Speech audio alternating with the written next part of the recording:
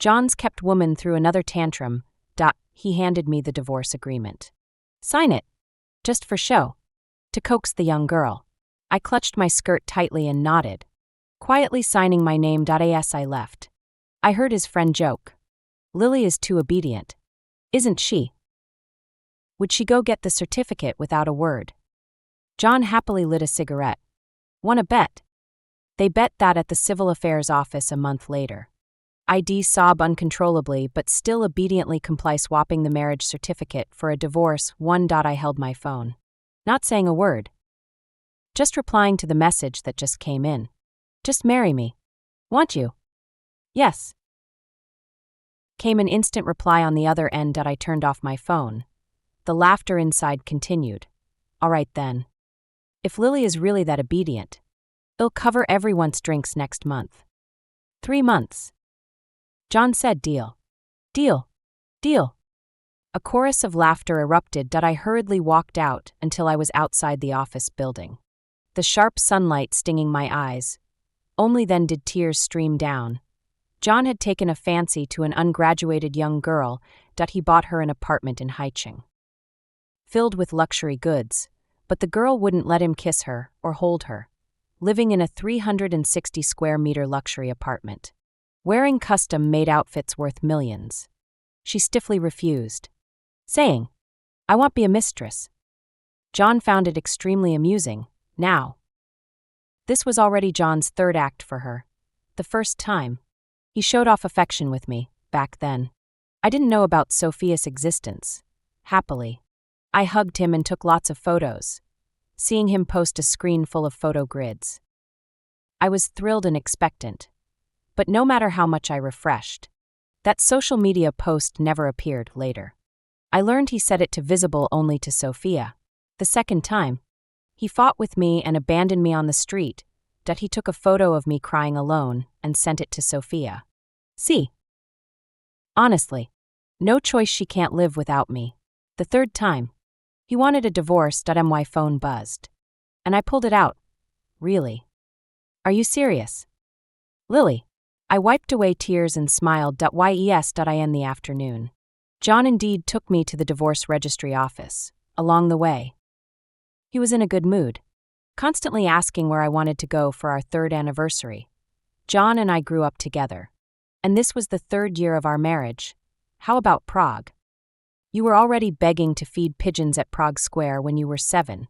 He said. He got out of the car, opened the door for me, and unbuckled my seatbelt. TSK. Why are you still crying? He frowned, his thumb brushing my eyelid. I told you. It's just putting on a show. That little bird. I'm only curious when she'll finally bow down. As he spoke, something fell from his pocket, a box of condoms. John coughed lightly and rubbed his nose. Offering no explanation. He led me into the divorce registry office. Everything went smoothly. I have aphasia, so I often can't speak to strangers. But I can nod or shake my head. Is this divorce voluntary? Yes. I nodded, confirming emotional breakdown. Yes. I nodded. There's a 1-month cooling-off period. Come back in a month. John took the receipt before leaving the office. He snapped a photo and sent a message on his phone. My own notification came right after, just like always. From Sophia. John had sent her the photo of the receipt with an added message. Satisfied. Get cleaned up for me tonight. I tapped the profile picture and blocked her. Right after that, a text came in about a flight ticket being issued. Simultaneously. On Messenger. Flight ticket bought. For a month later. See you in Paris. That night. I still dreamed of John. Little John was very sweet-tongued. Lily. Your eyes are so beautiful. Can I look at them while I talk to you often? Lily. Your piano playing sounds amazing. Can I come listen to your recitals every day? Lily. I like you best. When we grow up, I'm going to marry you. I like John too. We insisted on sitting together in school and hung out after class. Even when my parents got into a car accident. I was in his family's car, playing rock, paper, scissors with him. But the 2 cars were too close. I saw with my own eyes that big truck plowing through. Boom, my father. My mother. My brother. Even the puppy I raised since childhood. We're all struggling in the sea of fire.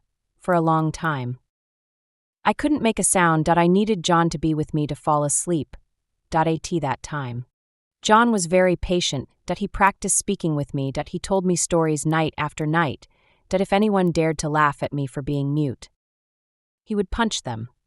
Getting married to him seemed like the most natural thing. The day after receiving my college diploma, he leaned over my bedside early in the morning. Lily, let's get married. Shall we? That same day, we became husband and wife. In my dream, there was a sea of fiery red roses, covering the new home for him and me. He knelt on the bed and kissed me gently. He said, Lily, we'll be happy like this for our whole lives. But when I opened my eyes, the whole world was dark. I took out my phone. Sophia sent a text message again. A photo. A messy bed. A touch of scarlet. Suddenly I felt nauseous. I rushed into the bathroom and had a bout of dry heaving. But all I vomited were tears from the heaving, finally. I sat on the cold floor, hugging my legs, not knowing what part of the phone I touched. In the quiet night, a deep male voice suddenly sounded. Lily. My heart skipped a beat. I picked up the phone. Michael. Michael is my fellow patient. After 3 years of hospital intervention, my mutism improved a lot. Only when I'm emotionally low or nervous do I lose the ability to speak. During the 2 years married to John, the first was almost cured, feeling good and free. I joined a patient support group. The assigned support partner was Michael, actually. For over 2 years. I had always thought he was a girl, with a pink rabbit avatar.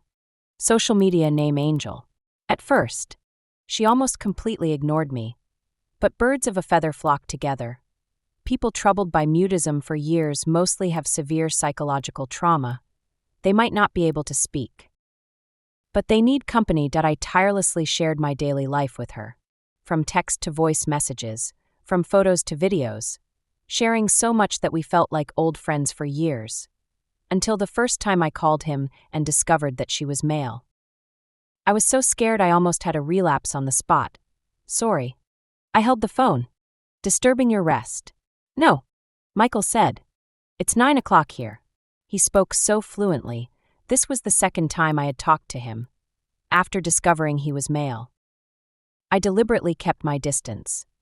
That day was purely coincidental. I hadn't been in touch with him for almost a month. Coincidentally.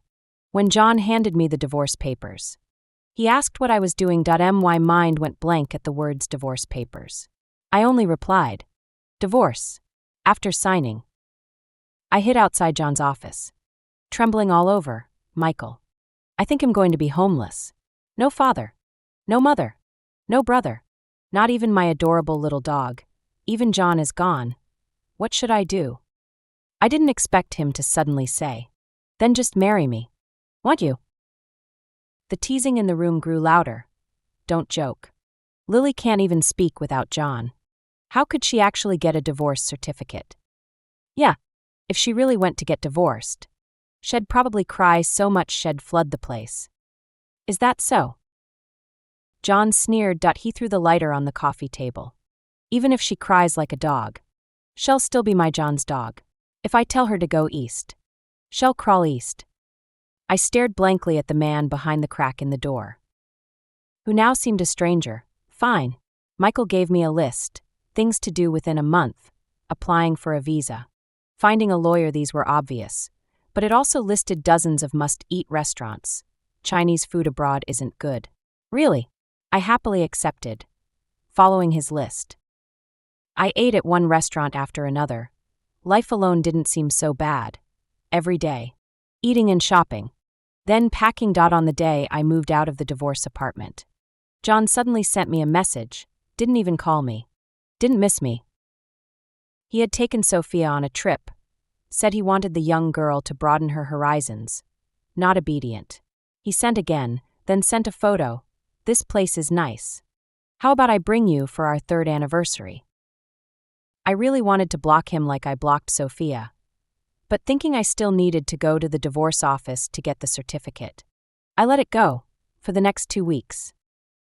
I sold some small jewelry items and handbags, went to the hospital for a physical exam, confirmed I wasn't pregnant, finally, organized all the assets John had entrusted to me over the years. The night before going to the divorce office, John came back that he called me. Lily, did you move out? He was used to my silence on the phone and laughed to himself. Lily, you're too cute. I told you it was just a show. Like this. He was in a good mood. Let's take the show all the way tomorrow. You come with me to the marriage registration office to get the divorce certificate. I held the phone, Lily. Don't worry. It's just. Okay, I said. Whoa, there was a chorus of jeering on the other end. I hung up the phone and sent him the time via text message. The next day, I got up early. John arrived late. Probably Sophia did it on purpose. He had a shallow bite mark on his lip that he pretended not to notice. And I pretended not to see it either. The procedure was smoother than last time. Taking only 5 minutes, Lily. I'll give you a surprise tomorrow, John said. Gently kicking my calf, I put away the divorce certificate. John, are you free tonight? I looked at him. There's something I want to talk to you about. John was startled. Since we got married, I'd always called him husband. The next moment, he curved his charming eyes and flicked the divorce certificate in his hand. Deal. No matter how John was this year. I didn't want to deny the John of the past. I was grateful for his years of companionship and thankful for the care he once gave me. So actually, I hadn't planned to leave without saying goodbye. But that night, it rained thunder and lightning. I was afraid of nights like that. That car accident had happened in just such a heavy downpour that I endured the trembling in my body. Waiting for John, I was even a bit worried that when John appeared, I might, out of years of habit, shatter the psychological barrier I'd built up over the past month and throw myself into his arms crying. But he didn't come. He called me. When the call connected, there was chaos on the other end. What redemption? Bullshit. I was so annoyed with her those years. If it weren't for my mom forcing me, I wouldn't have bothered with her. Marriage. Guess why we got married so early? It was because she wouldn't let me touch her. I'm just curious. She has a speech disorder when she gets emotional. Right. What about in bed? Can she make a sound? Haha. Boomos if something. In such a thunderstorm. Was torn apart once again. I wanted to hide. I didn't want anyone to see me in such a sorry state. Where can I hide? No matter where. Rain is everywhere. Thunder and lightning everywhere. Mockery everywhere. Just then, Michael's phone call came through. Lily. His voice was always calm, making the noisy sounds seem to fade away instantly. Are you crying? I wanted to say no, but I couldn't make a sound. Tears seemed to respond to his words, bursting out like a broken dam. Wait there. He was still calm. I'll come pick you up. The second son of the Wilson family was actually single again. A group of rich guys organized a bachelor party, drinking themselves into oblivion at a karaoke bar. A row of them had passed out. Who knows what time it was? Someone groggily fumbled for their phone. Damn. Big news. The shout woke a few up. The esteemed leader of the Davis family actually appeared in Haiching. He even rushed back on a private jet overnight. One waved dismissively. Impossible. Isn't he recuperating abroad? Haven't seen him in 10 years. It's true. It's trending on Twitter. The phone was passed around. The cooled down scene heated up again. It really is him. And he's holding a girl. They say he rushed back overnight to take her abroad. Whoa. The PR team didn't even have time to handle it. How urgent is that? Let me see. Let me see. TSK. This girl. She looks kind of familiar. John. John. Someone pushed John. Look at this girl in Michael's arms. Doesn't she look like Lily? John had actually woken up earlier, but he didn't like watching the Davis family's drama. How could it be your Lily? He took the phone unhappily. Your Lily doesn't even dare to leave Haiching, let alone go abroad. But with just a glance at the photo, he froze. The airport was pouring rain, under a black umbrella. The man had a tall figure and a stern face, shielding the girl in his arms completely, but he was too familiar with Lily, her figure. Her hair color. Impossible. John slammed the phone down with a smack. How could Lily know someone like Michael? Tonight. She even invited him to her apartment, probably hadn't seen him for a month and was dying to see him. John took a cigarette from his cigarette case, lit it, took out his own phone, flipping to Lily's number. I was about to dial, glancing at the time on my phone, 3:00 a.m. Forget it. She'd be asleep at this hour, still. No matter the time. She always picked up John's calls. John lit up his phone screen again and dialed. Sorry. The number you have dialed is not in service, after that car accident. I never left Harbor City. All forms of transportation terrified me. Going somewhere completely unfamiliar would only heighten my anxiety, sitting beside Michael. I nervously twisted my fingers. He was so tall even in the back seat. He towered a full head above me. He seemed stern. When the driver spoke to him, he dismissed it with one or two curt words. He must be some big-shot celebrity. Just now at Harbor City Airport. Reporters swarmed us, shouting Mr. Michael over and over. Had I acted impulsively? I only learned the name Michael Davis after our first phone call. Paris was a place I'd never dared imagine before. The man beside me shifted suddenly, pulling something from his pocket and offering it to me. Want one? A candy. Its paper wrapper printed with a pink rabbit. Instantly. Memories from 2 years ago flooded back me, persistently trying to chat with her. Hey, do you like candy? I tried this amazing candy recently. So chewy and soft, with a sweet peach fragrance. If you want some, give me your address, I'll mail you a jar. She finally replied with an English address. That was the first time she acknowledged me.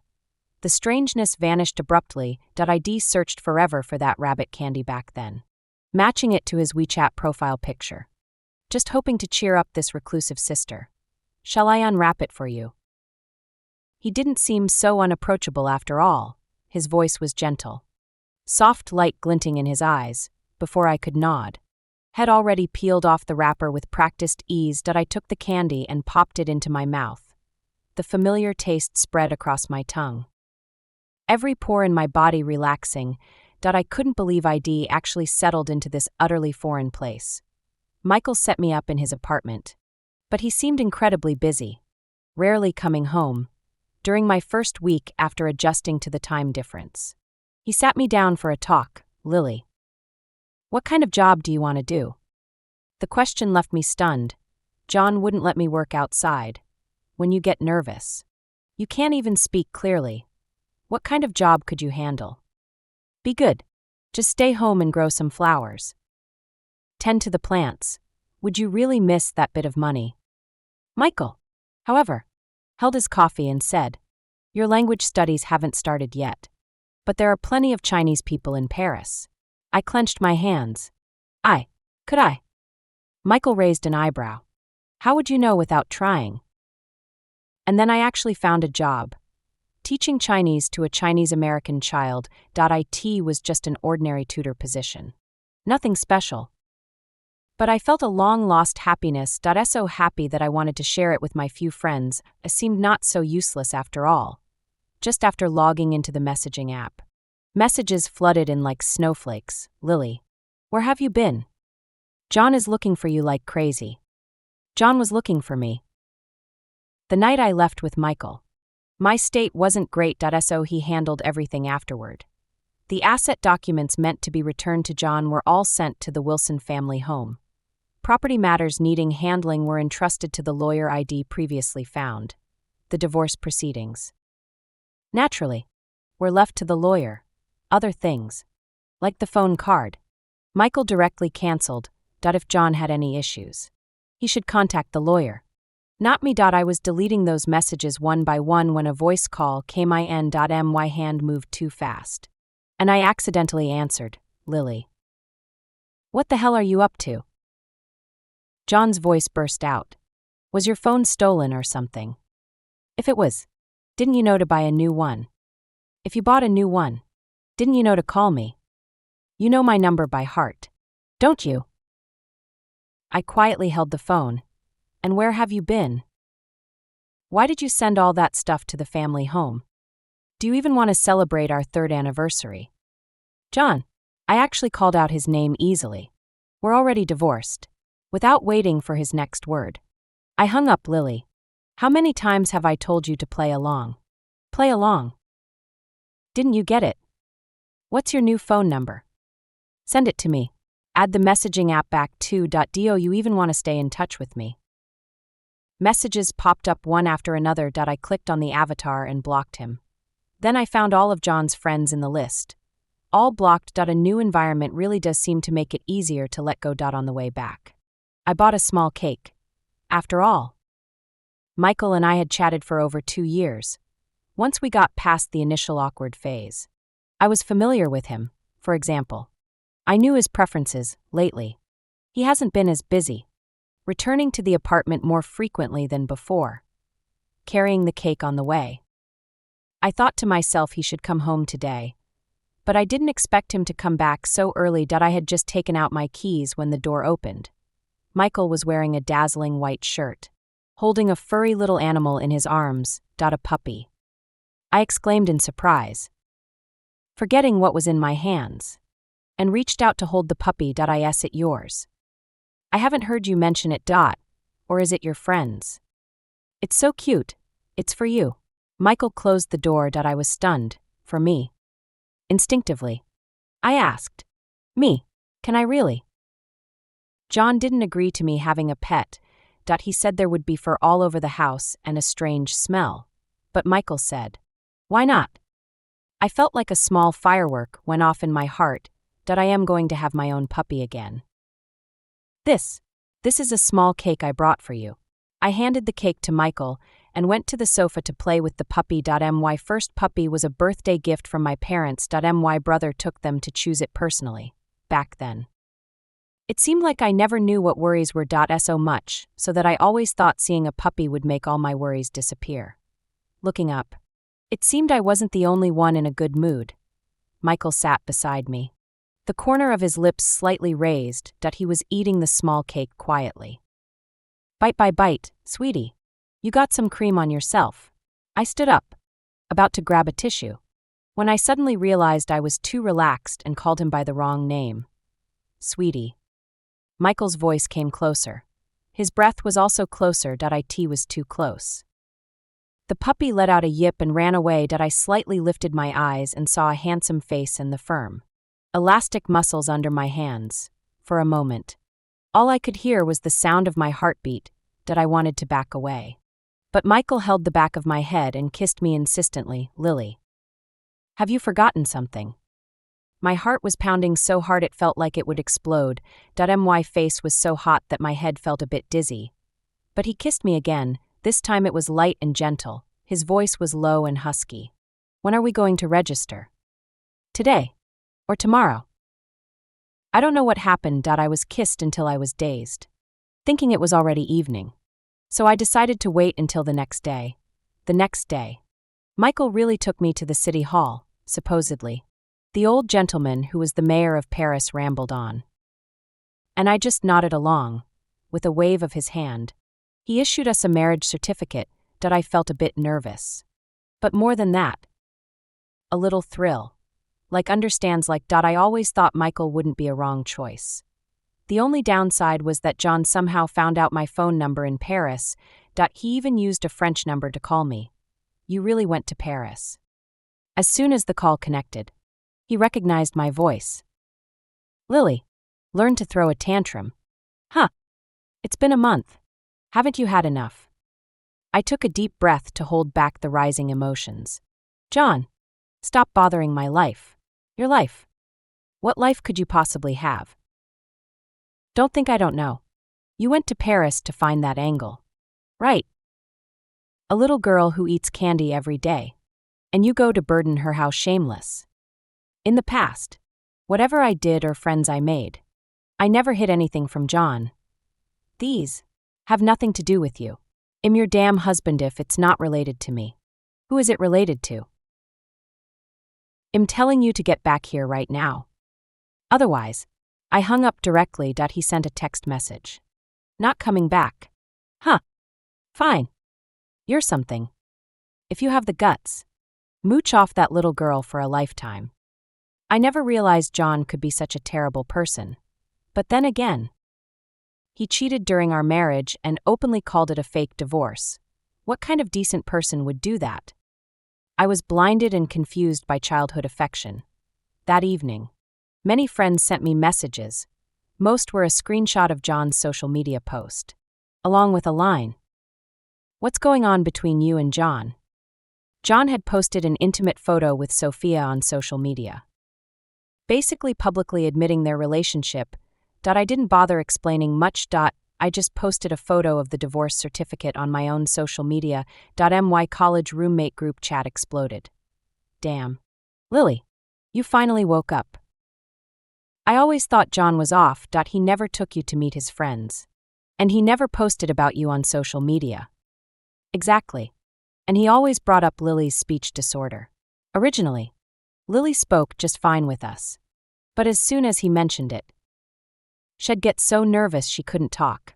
So everything had signs all along. A few days later, the group exploded again. Is he crazy? John sent the same thing to each of them.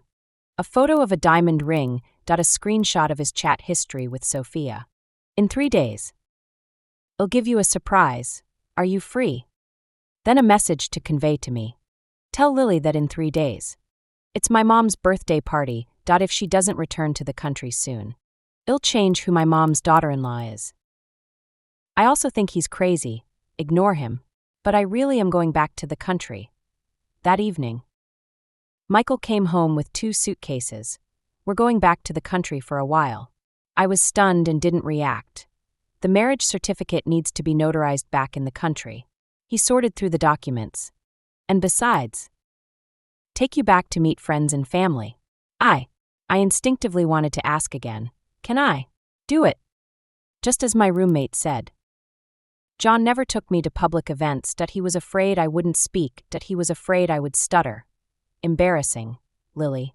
Michael suddenly stopped what he was doing, turned around, cupped my face with one hand, his black pupils staring intently at me. Lily. There's nothing that can't be done. A tingling warmth flowed from my heart, slowly spreading throughout my body. So this is what a positive relationship feels like. Michael said he needed to go to Haiching first to handle some matters, coincidentally. I also wanted to meet with my lawyer. So the first stop back in the country was set for Haiching. Unlike the pouring rain when I left. When we landed, the sun was shining brightly. Michael was very low-key. He wore sunglasses all the way, holding my hand as we walked towards the VIP lane. Over these days, I've certainly learned who he really is. 12 years ago. The battle for control of the Davis family was serialized on the front pages of various editions for months. No one expected that the one who ultimately emerged victorious would be a young man who hadn't even graduated from college. Even more unexpected was that after Michael took over the Davis family, he employed swift and decisive actions and frequently used unexpected strategies. In just 2 years, he doubled the already massive scale of the Davis family. I had heard rumors about him, but I was young at the time, and since he had been away from the country for many years, I didn't remember his name. Fortunately, there were no reporters this time. Michael and I arrived smoothly at the hotel. He went to the company, while I caught up on sleep at the hotel and only went to the law firm after waking up. Lily. Your assets are being processed step by step according to your requirements. Here are a few documents that need your supplementary signature. Please take a look. This is the original contract for the sold property. You can take it with you. The handling of your personal assets is going smoothly. But the lawyer looked a bit troubled. Lily, you still have several properties that are marital assets with John, according to the divorce agreement. It's half and half, but John refuses to cooperate. He said you all. The lawyer cleared his throat lightly. Didn't divorce. I frowned. So you see. I nodded. Sorry. I'll handle the communication. I took out my phone. After having my roommates block John, he created various fake accounts every day. He tried to add me in different ways. I accepted one of them. Are you free tonight? Come out and meet. John didn't reply quickly. He was typing. For a long time. Yo finally back in the country. Too bad. Tonight. This young master has to go shopping with Sophia. No time. I looked at the message on my phone. I almost laughed out of anger. Him refusing to cooperate with handling the assets wasn't without a solution. Just file for enforcement with the court. But since I didn't plan to stay in the country for long this time, I wanted to keep things simple. Probably seeing that I didn't reply to him, he sent another message. If you want to reconcile. It's not impossible. Tomorrow is my mom's birthday party. Come and apologize. Attached was a hotel location. Really sick. I blocked him again, just then. Michael also sent a message. Had someone send you a few dresses. Pick one. Tomorrow. It'll take you to meet some friends first. Going to meet Michael's friends. My heart raced a bit. Immediately. I pushed aside the unhappiness brought by John, hailed a cab, and went back to the hotel. Michael didn't just have someone send a few dresses, several racks full of clothes, plus matching shoes, jewelry, and makeup artists crowded the whole room, seeing how much importance he placed on this. I didn't dare to be careless, tried on and changed outfits. Spent almost the whole night. In the end, I chose a set that looked sweet and low-key, luckily. Michael didn't reply either. He hadn't returned to the country for 10 years. And it was rare for him to personally visit the high city branch. His busyness was evident. The next day, I slept half the day again. Woke up in the afternoon, changed clothes and did my makeup. Just as Michael's message came, had the driver pick you up. When getting in the car, an unknown number called. Instinct told me it was John again. So I directly pressed hang up, called again. Hung up again, finally. Blocked again. I just didn't expect that when the driver stopped, I actually saw John. He was standing at the hotel entrance, making a call. Then another call, finally. He slammed his phone down in frustration. I looked up at the hotel name and realized it was exactly the one John had sent me yesterday. Michael's call came just in time. Here. Shall I come down to get you? His voice always had a calming effect. I glanced at John, who had a dark expression. No need. I'll come up myself. Probably hearing the sound. John also looked over. For a moment, his expression was indescribable. It seemed like surprise. Like ecstasy. Mixed with a bit of suppressed anger. He kicked away the shattered phone. Eyes reddened. Lily. But only one word came out. He pursed his lips. Turned away. Let's go. Then with a hint of smugness. Knew you'd come. He turned and walked ahead. This hotel was probably booked out. Suddenly, I realized what Michael meant by meet a few friends, seeing I hadn't caught up. John deliberately slowed his pace. All right. I admit I was wrong. Okay. He lowered his voice. Isn't it just that you don't like Sophia? I'll stop associating with her. All right. You're too petty.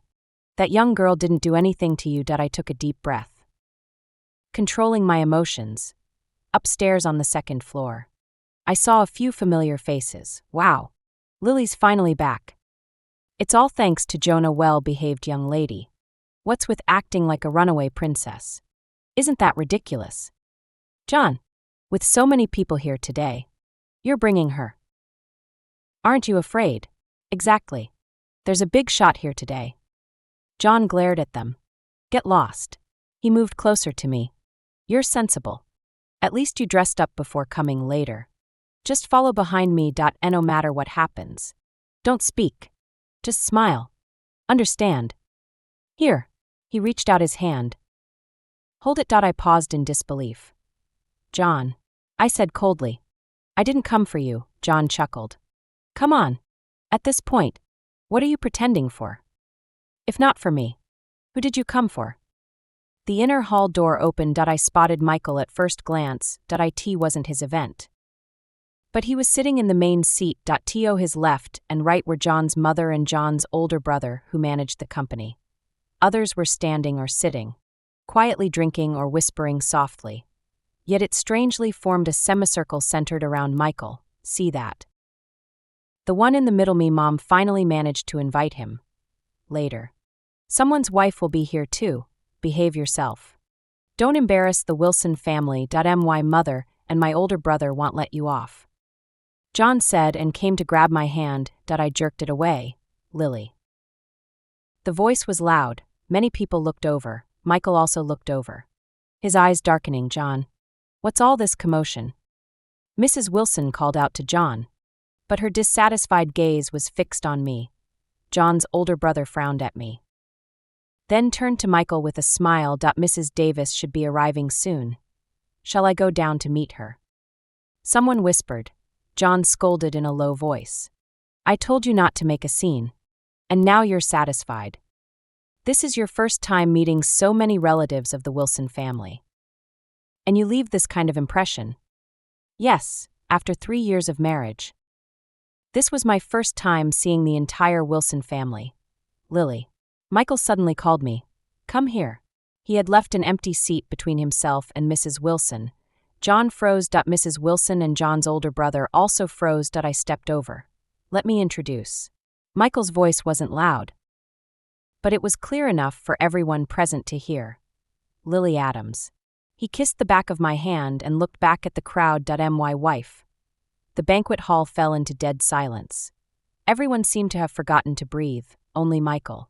As expected of someone who's seen big occasions, Lily. Is there anything you want to say? All eyes were on me. Cold sweat broke out on my back. I clenched my palms. My heart pounding in waves. Michael squeezed my hand. Looked into my eyes. And gave me a slight nod. There's nothing that isn't possible. I took a deep breath. Mrs. Wilson. I said to Mrs. Wilson. I tightened my fists. John and I divorced a long time ago. I don't know why he never told you. Then, turning to John. I never believed that marriage and divorce could be acting. There's no possibility left between us, finally. To everyone. I am Michael's legal wife now. From now on, I have no connection to the Wilson family. John stared at Michael and me holding hands. Taking 2 steps back in disbelief. Michael also stood up, picked up the towel on the table and slowly wiped my hand that John had just grabbed. My wife prefers quiet. I'm the kind of person who protects my own. From today on, I don't want to see anyone harassing my wife in any form. Mrs. Wilson, do I make myself clear? Mrs. Wilson stared blankly and nodded repeatedly. Sorry to disturb. Michael put down the towel, took my hand, and walked away. Not until we reached the elevator did my heartbeat seem to return to normal. My legs felt weak. And as I was about to fall, Michael held my waist and pressed me against the inner wall. You made such a big fuss. I gasped softly, just to prevent John from coming to see me again. Michael cupped my face. You look very beautiful today. I wasn't sure if he meant I was dressed beautifully or spoke beautifully. He leaned in and kissed me. Lily. Lily. John was shouting outside the elevator. Unfortunately, we were so busy talking that we didn't press the floor button. The elevator actually opened for him. Michael pulled me into his arms and turned back coldly. What do you want? The elevator wall reflected my flushed face from the kiss. And outside, John stunned. Almost desperate expression. I hurriedly pressed the button for the lower level, before the elevator door closed. Michael mischievously pinched my chin and kissed me more forcefully in front of John. It said that John was locked up by the Wilson family. They took away his phone, computer, and cut off all communication devices. They made him swear not to bother me again before they would release him. I went back to Beijing with Michael. We originally planned to notarize the marriage certificate, but Michael found it troublesome. So we just went to the marriage registry and got married directly. I also met his friends and family. Just as the rumors said. He was the eldest son and grandson, but his mother died early. And his father died of sudden cardiac death when he was 18. His uncles now have no chance of winning. And they treated me politely. His friends were also well-mannered and courteous. Only one, probably his best friend, mocked him to his face for losing his virginity late in life. No way. He's over 30 and still a virgin. But it's been half a month since we got married. And he hasn't touched me yet it that he doesn't know how. Or is he worried he'll find out he doesn't know how? So that night when we went to sleep, the atmosphere was quite strange. At times I wanted to touch him. At other times I felt like avoiding him. What if it's not that he doesn't know how, but that he, probably not, when he kisses me? I can still feel it. Mr. Davis is extremely busy and hard to approach easily. Perhaps it's normal. Even if it's not, we've already gotten our marriage certificate. I want to dislike him. What are you thinking? Michael suddenly turned and pulled me into his arms. I shook my head repeatedly. He nodded and captured my lips. Lately, he's been kissing me more and more frequently. And for longer periods. I just want to give you more time to accept me. The temperature under the covers rose. In the darkness. Michael's breath was slightly ragged. His voice hoarse. My heart pounded thump, thump, thump. Cutting off my voice, but I thought of the little dog sleeping peacefully at the foot of the bed. When we returned to China, Michael didn't forget to bring it along. I thought of the lavender bedding in the room. I thought of the tulips filling the garden outside. Over the years, he remembered every word I said to him. I like you. Michael, I said softly, raising my head. I pressed my lips to his. Michael stiffened all over, immediately taking the initiative, naturally. In the end, the night was short, and we didn't sleep at all. But there are always things that don't go so well. That birthday party had too many participants, and some rumors still leaked out. Under every interview video of Michael's, there were ambiguous comments. TSK. A tycoon. Hypocrite. Heartless. Even his wife. Upstairs. He's married. What happened to his wife?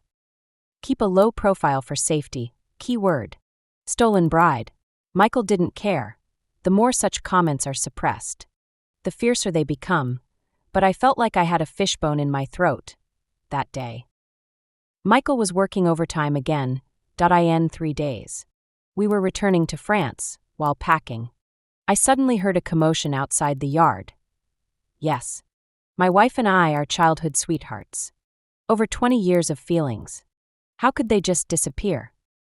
Look at this photo. Right. It's the one of Michael being photographed at the airport. Deleted the next day. Does my wife look sober to you? Michael pretended to be a little girl 3 years ago to deceive my wife. He has special preferences. He's a pervert.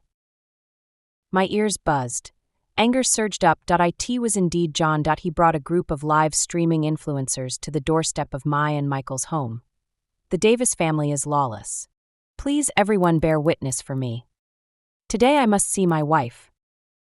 I grabbed the printed materials I had prepared earlier and rushed downstairs, completely forgetting that I had sent all the servants out shopping. I was alone in the house.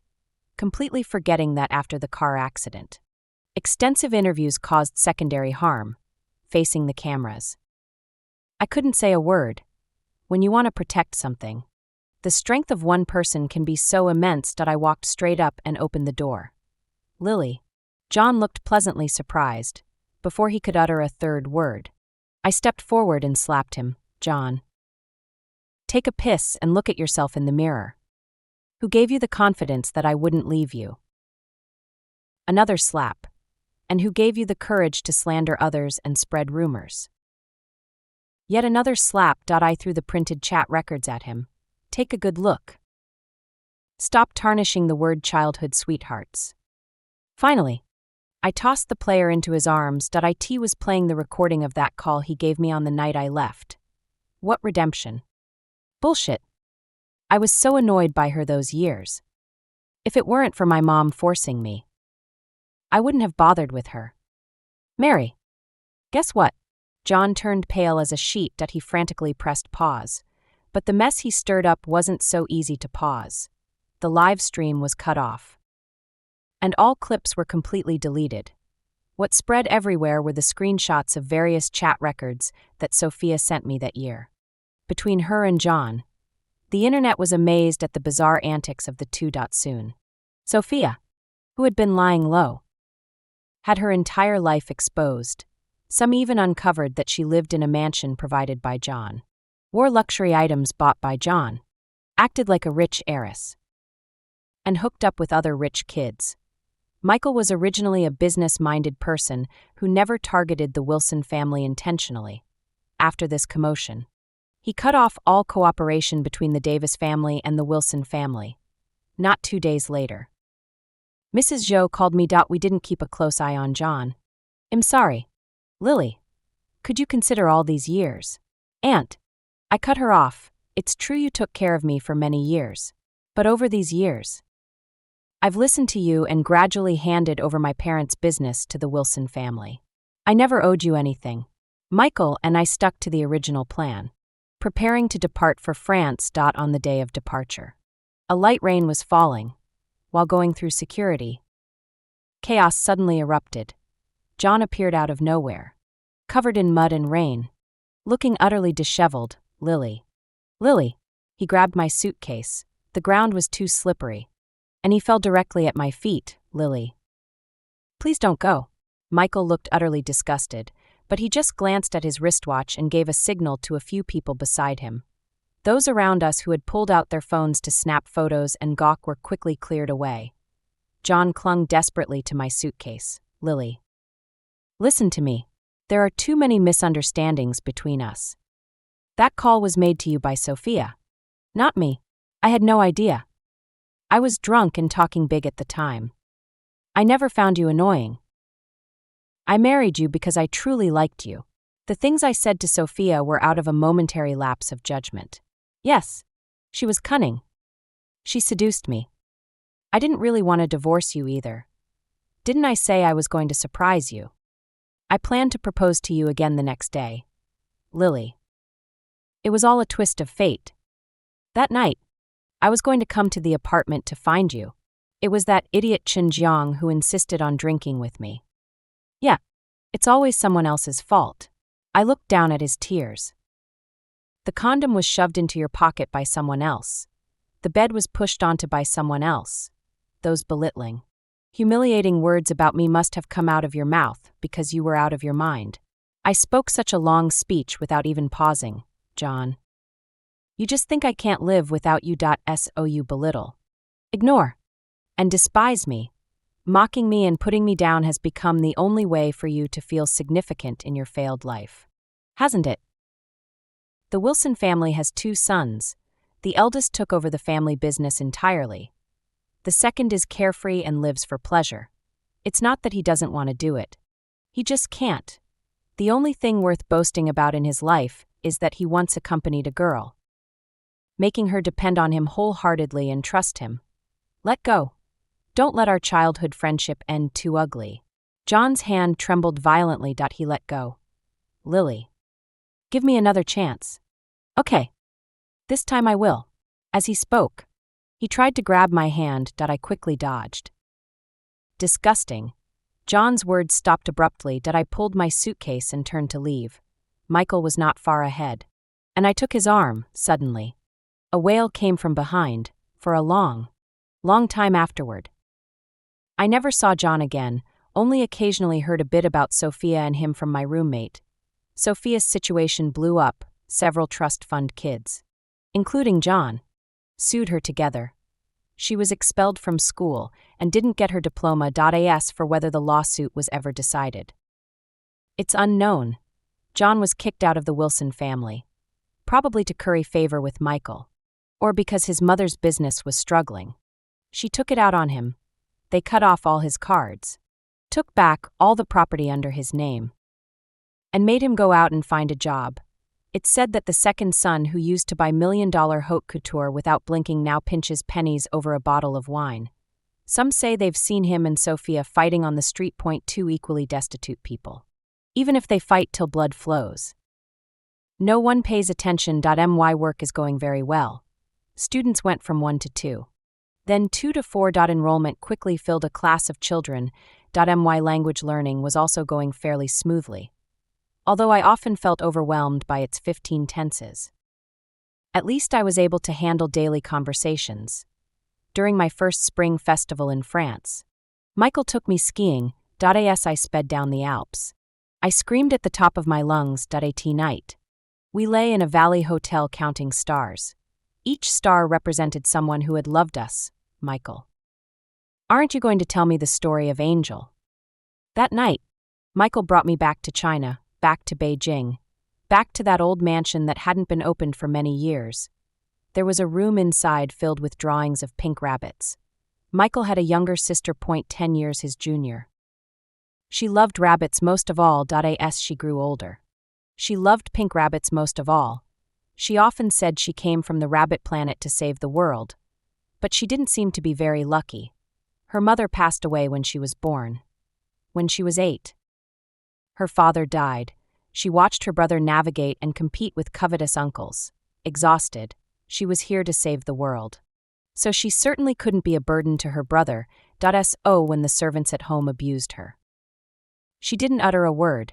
When she was bullied and mocked by classmates for her mutism, she only smiled at Michael. The one with mutism was never Michael. It was her. To hide her condition. She often wrote notes to Michael, brother. School is more fun. I won't come home this summer vacation. Take good care of yourself. Brother, I made another good friend. Today was another happy day. Brother, I learned to make little cakes. They're in the fridge. Remember to eat them. But the last note she left for Michael was, Brother, Earth is too hard. I'm going back to the rabbit planet. Don't worry. I'll visit you often with a smiley face. Michael was too busy school. Company. Everywhere was a battlefield. But when the war ended, all that awaited him was a cold body at the bottom of the lake. Actually, she had thought about saving herself. She joined many support groups, depression support groups, mutism support groups.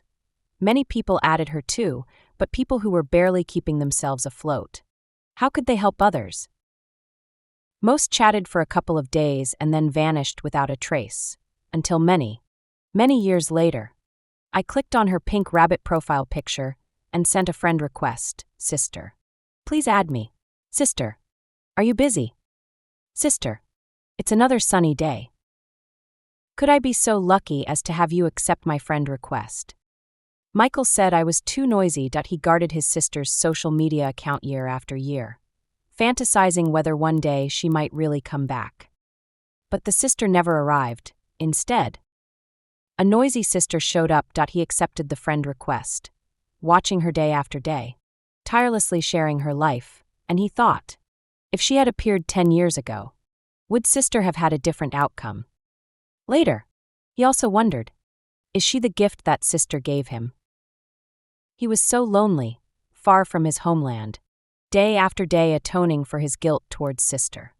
The voice from the phone was the only color in his life. Unfortunately, she was another man's wife. You are my wife now. Michael looked at the brightest star beside the moon. Do you think it's true that she gave me this gift? Has she forgiven me? She has never blamed you. I kissed away the tears at the corner of his eyes. She is an angel who saves the world. She saved you. And saved me too. Michael hugged me tightly. Lily, I love you. Love you so much. The greatest regret in life is loving someone who is unworthy. The greatest fortune in life is that I love you. And you have fallen into my grasp.